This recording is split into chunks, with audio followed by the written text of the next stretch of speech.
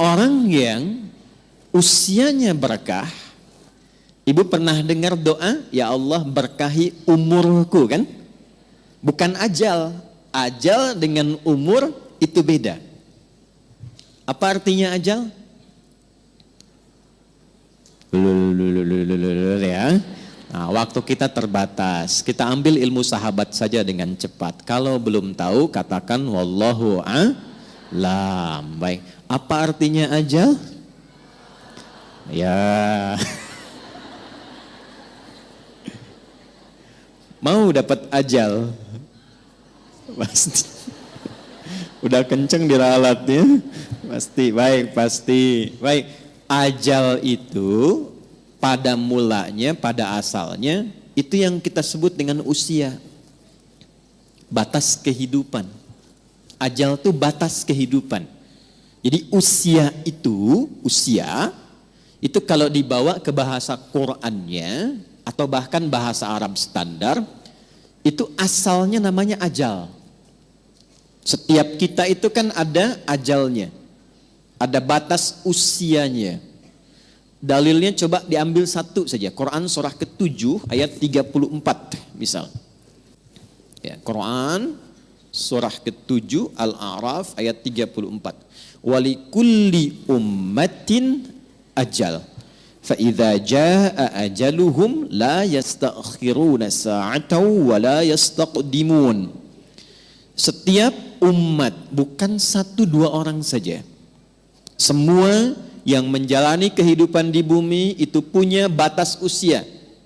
Kenapa ditekankan kata ajalnya? Untuk memberi kesan bahwa kehidupan di dunia ini tidak abadi. Penting dicatat itu, Bu, ya. Kehidupan di sini tidak abadi, akan ditinggalkan.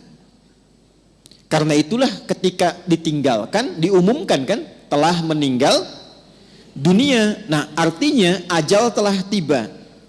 Baik, sampai di sini bisa dipahami. Nah, itu tidak hanya kita paham, tapi tanamkan dalam jiwa. Di sini tidak abadi, akan pindah ke tempat lain. Nah, pertanyaannya, ketika pindah ke tempat lain itu, meninggalkan jejak yang baik tidak di dunia.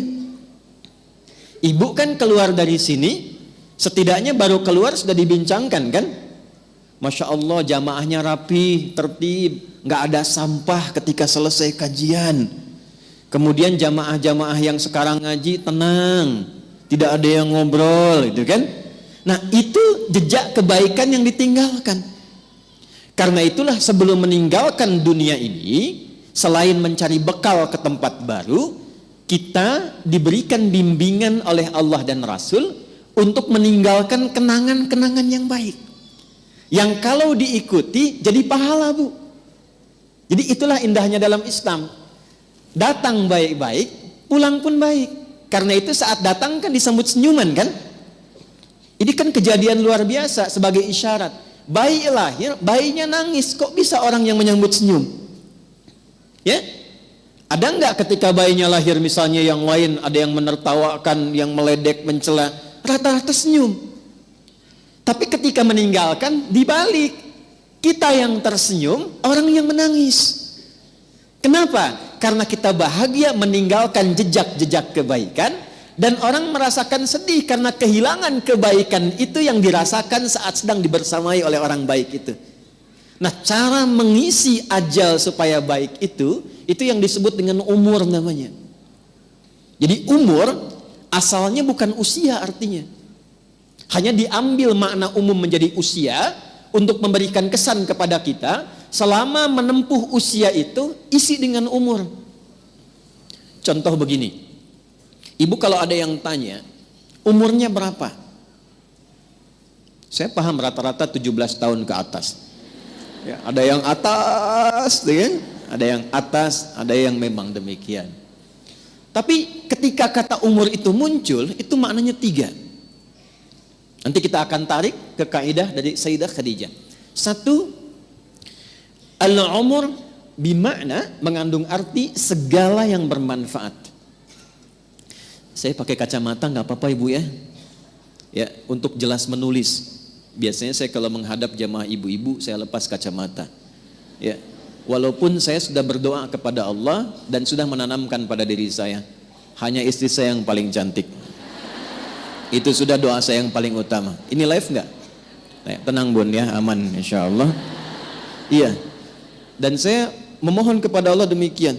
Ya Allah, jadikan siapapun yang aku pandang tetap istriku yang paling mulia. Dan jangan pernah tanamkan pada jiwaku keberpalingan dari istriku dan ketertarikan selain apa yang istriku ridhai. Jadi ibu jangan berharap banyak kepada saya. Ya.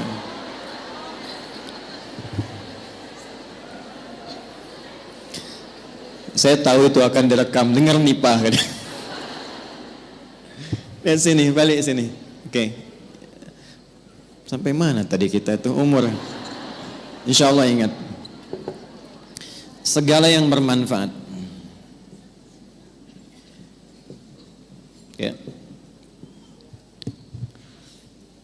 Baik. Ini saya buka kaidah umumnya dulu untuk menunjukkan kesan di akhir nanti betapa Sayyidah Khadijah memahami ini. Lalu kita tarik kemudian praktek dalam kehidupan beliau, poinnya apa, itu yang kita simpulkan nanti dan dibawa pulang. Singkatnya, selama hidup, kalau ingin dikenang, punya nilai kebaikan bahkan sampai masuk ke alam kuburnya, tapi nama dan kisahnya tetap harum, maka buatlah dan rencanakan semua aktivitas yang punya nilai manfaat. Melihatlah dengan yang baik saja. Bila yang dilihat tidak bermanfaat, tak harus dilihat. Berbicara yang mengandung manfaat.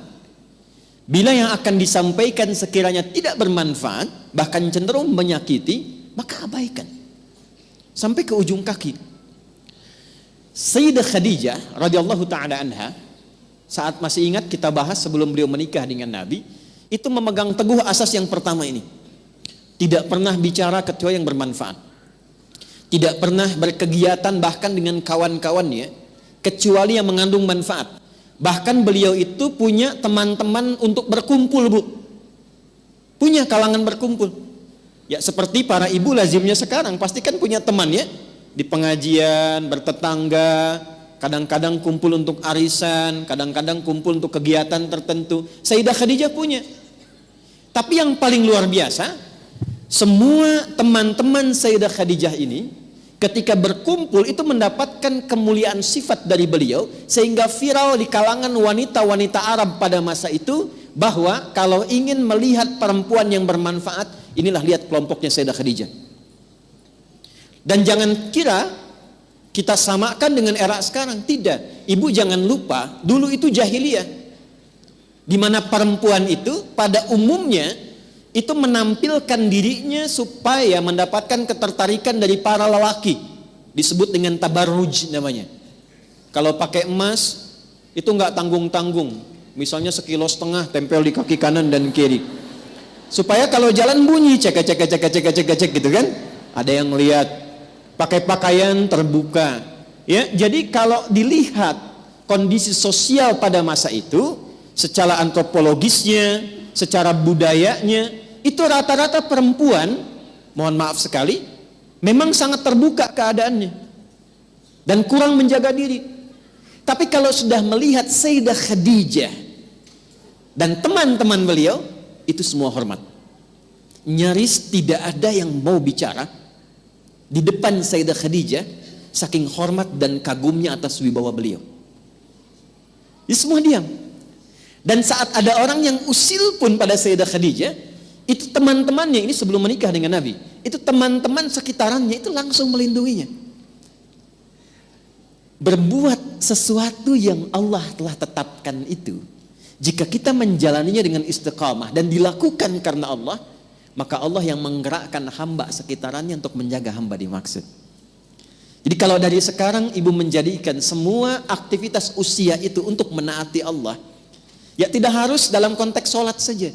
Bukan hanya sholat, bukan hanya baca Quran. Saya ingin mengisi sisa hidup saya untuk menaati Allah. Mulai sekarang saya akan gunakan pandangan pada yang Allah sukai saja.